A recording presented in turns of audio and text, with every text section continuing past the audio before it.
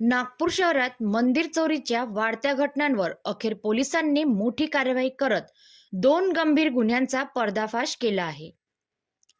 गुन्हे शाखा युनिट क्रमांक 6 ने उत्कृष्ट तपास करत मंदिरातील चांदीची चोरी करणाऱ्या आरोपीला अटक केली आहे.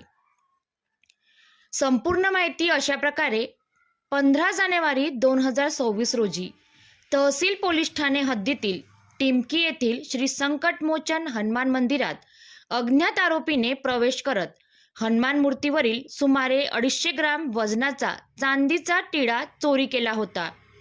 या प्रकरणी चेतन किसनलाल बसैये यांच्या तक्रारीवरून गुन्हा दाखल करण्यात आला होता.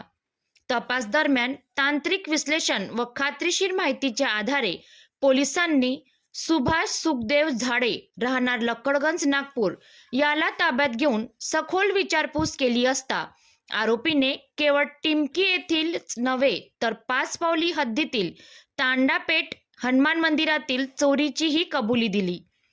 आरोपीकडून 350 ग्राम चांदीचा मुद्देमाल जप्त करण्यात आला असून त्याची किंमत सुमारे 84,000 रुपये असल्याचे पोलिसांनी सांगितले आहे. आरोपीला मुद्देमालासह पुढील कार्यवाहीसाठी तहसील पोलिसांच्या ताब्यात देण्यात आले आहे.